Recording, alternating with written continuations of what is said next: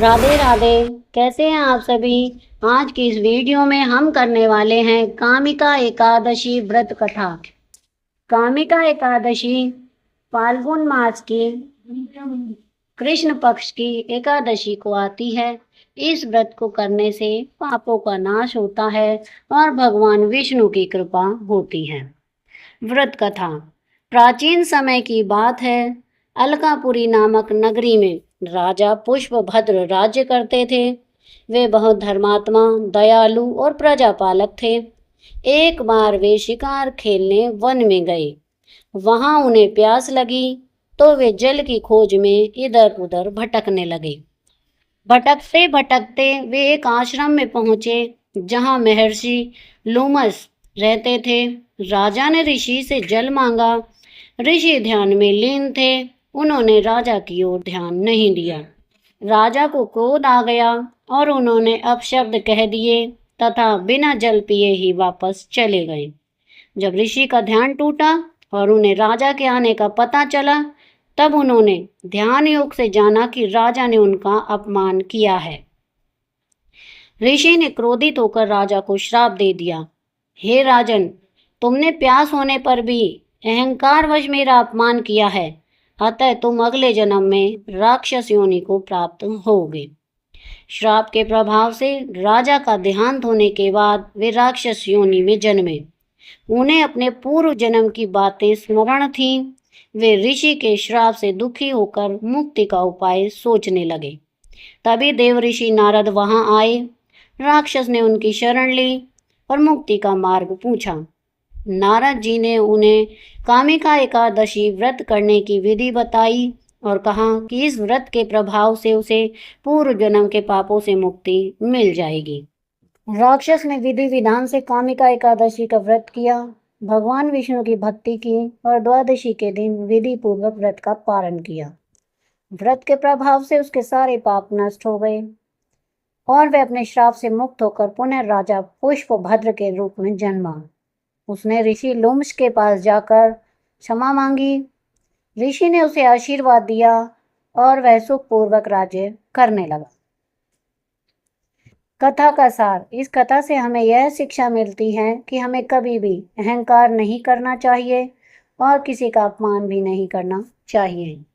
कामिका एकादशी का व्रत करने से पाप नष्ट होते हैं और भगवान विष्णु की कृपा से जीवन में सुख और शांति की प्राप्ति होती है। अब हम जानेंगे कि कामिका एकादशी व्रत कैसे करें। तो कामिका एकादशी फाल्गुन मास के कृष्ण पक्ष की एकादशी को आती है। इस व्रत को करने से पापों का नाश होता है और भगवान विष्णु की कृपा होती है। यह व्रत मनोकामनाओं की पूर्ति करने वाला माना गया है। तो व्रत की पूर्ण विधि। नंबर 1, दशमी तिथि एकादशी से एक दिन पूर्व।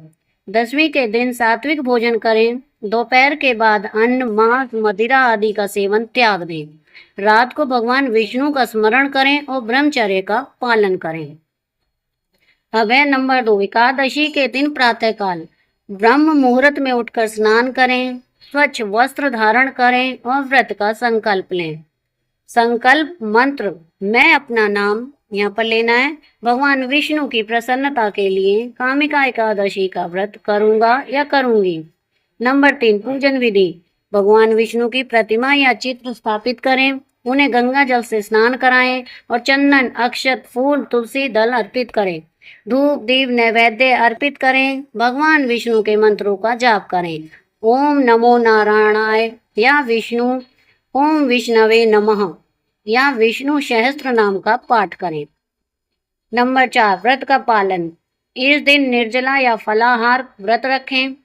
मन, वचन और कर्म से पवित्र रहें। दिन भर भगवान का स्मरण करें, भजन करें और धार्मिक ग्रंथों का पाठ करें। विशेष बातें। इस दिन तुलसी की पूजा अवश्य करें। किसी की निंदा, क्रोध, झूठ और बुरे विचारों से बचें।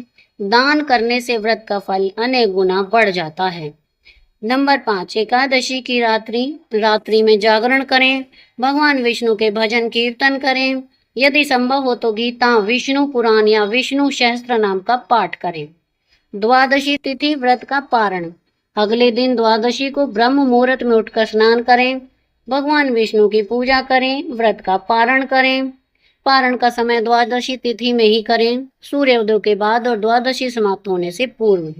सबसे पहले तुलसी दल और जल ग्रहण करें, फिर सात्विक भोजन करें। व्रत का फल।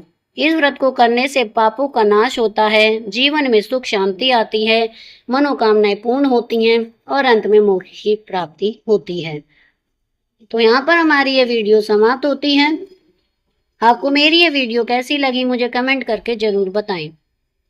वीडियो को लाइक करें, शेयर करें और चैनल को सब्सक्राइब करना ना भूलें। ओम नमो नारायण।